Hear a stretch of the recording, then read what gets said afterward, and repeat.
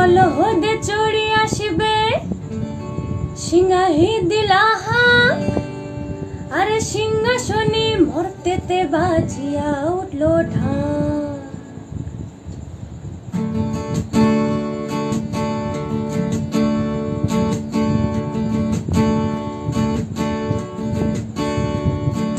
বলহদে চড়ি আসিবে সিংহাহি দিলা হাঁক, আরে সিংহাসনে মর্তেতে বাজিয়া উঠল ঢাক।